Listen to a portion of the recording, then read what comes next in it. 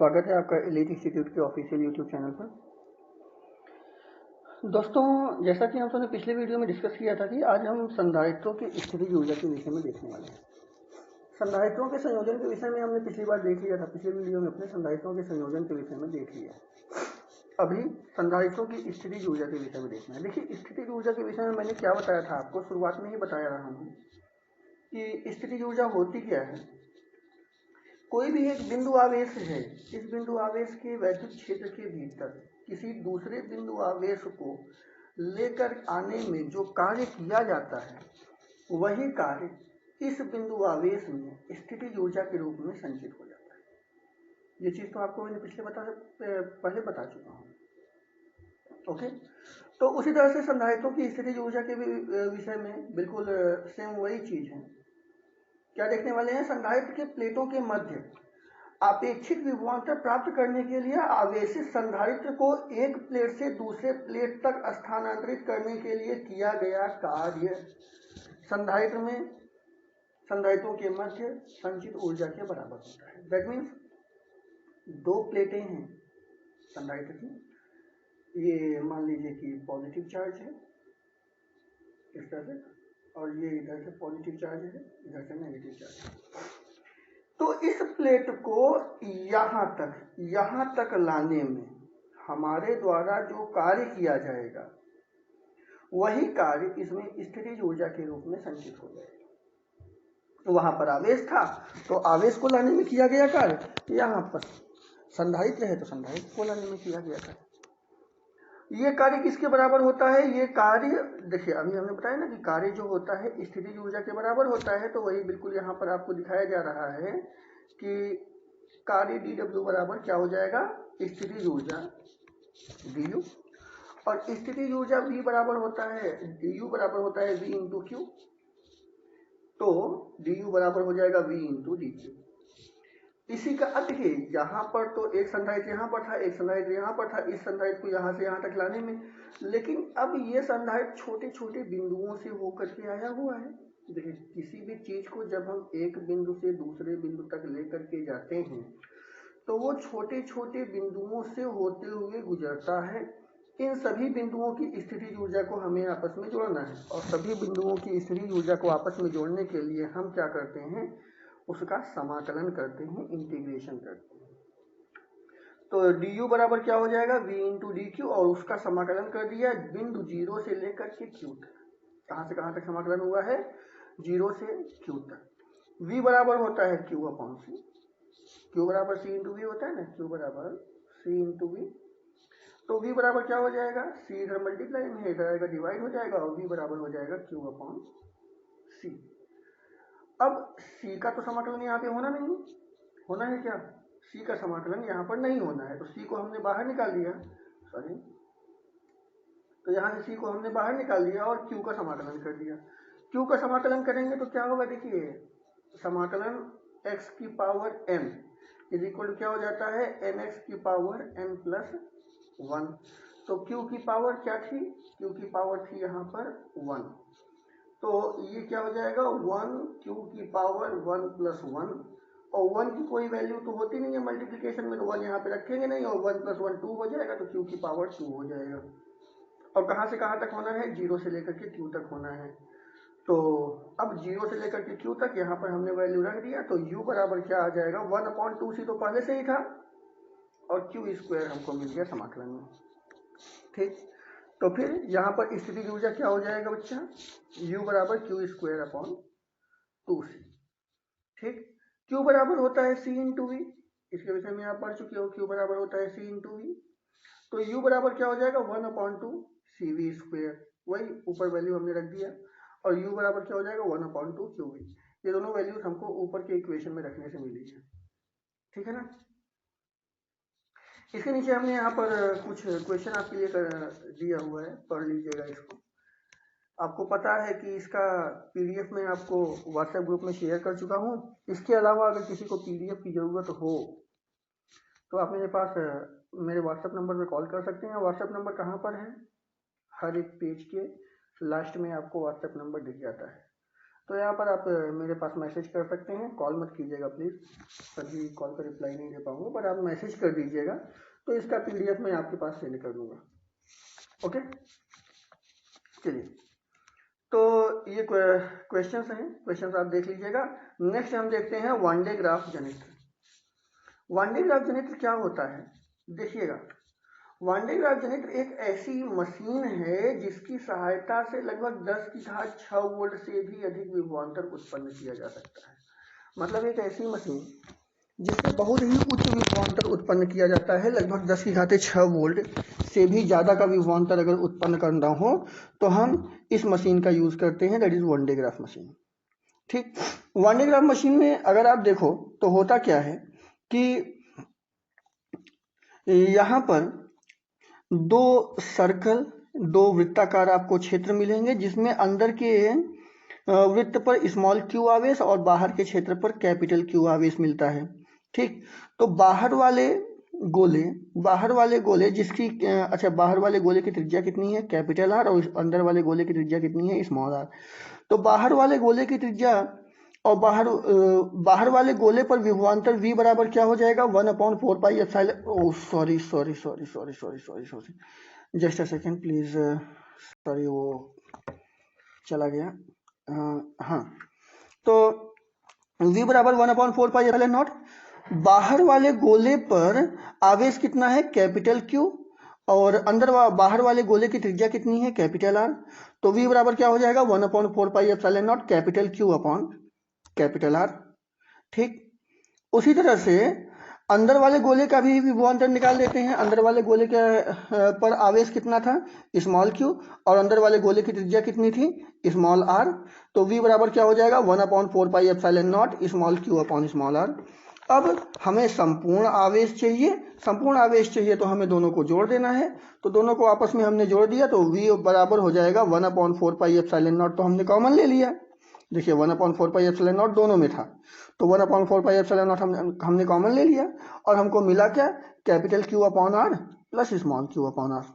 ठीक है ना, ये हमारा वन डे ग्राफ जनित्र में यूज होने वाला समीकरण है। ठीक, इसके बाद अगर हमें उन दोनों का अंतर निकालना हो तो क्या करेंगे, 1/4 पाई एप्सिलॉन नॉट तो हम कॉमन ही लेंगे।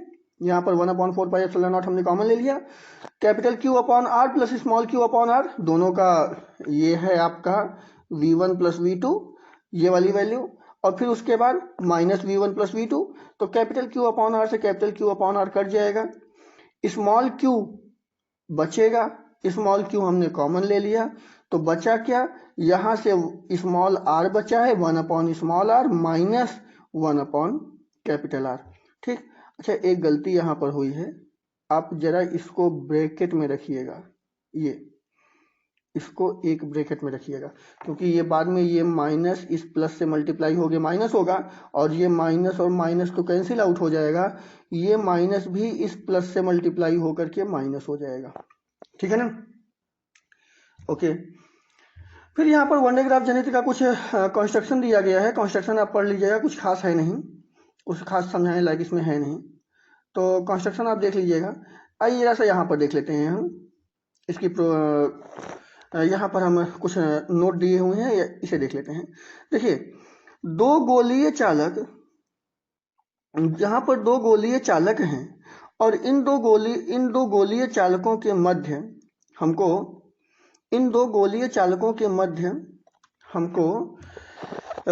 कुल आवेश की वैल्यू हमको निकालनी है। इसमें अगर आप देखिए तो पहले गोलीय चालक पर आवेश कितना है, कैपिटल Q, पहले गोलीय चालक पर आवेश कितना है, कैपिटल Q, और पहले गोलीय चालक की त्रिज्या कितनी है, कैपिटल R। इसकी धारिता है C1 और वोल्टेज है, विभवांतर है V1। उसी तरह से यहाँ पर आवेश है Q2, त्रिज्या है R2, धारिता है C2 और विभवांतर है V2। ठीक, हमने क्या किया कि हमने इन दोनों गोलीय चालकों को आपस में जोड़ दिया,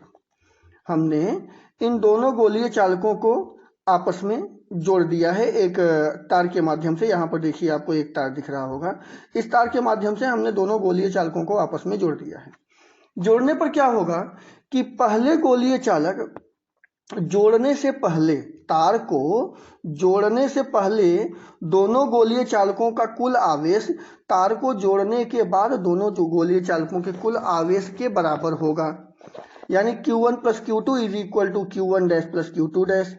Q1 Q2 क्या है? जोड़ने से पहले दोनों गोलीय चालकों का आवेश, और Q1 डैश Q2 डैश क्या है? दोनों गोलीय चालकों का जोड़ने के बाद आवेश। ठीक, Q1 की वैल्यू क्या हो जाएगी? C1V1। Q2 की वैल्यू क्या हो जाएगी? C2V2। उसी तरह से Q1 डैश की वैल्यू क्या हो जाएगी?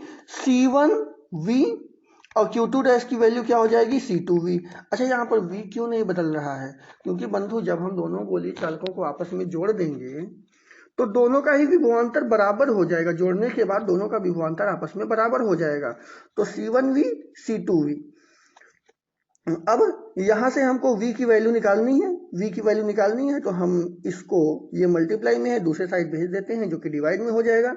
और कैपिटल V बराबर क्या हो जाएगा? C1V1 plus C2V2 upon C1 plus C2। ठीक, कोई समस्या? उसी तरह से पहले गोलीय चालक की स्थितिज ऊर्जा, यहाँ पर हमने क्या निकाला है? जोड़ने के बाद दोनों गोलीय चालकों का कुल विभवांतर कितना होगा, विभवांतर की वैल्यू हमने ये निकाल दी है।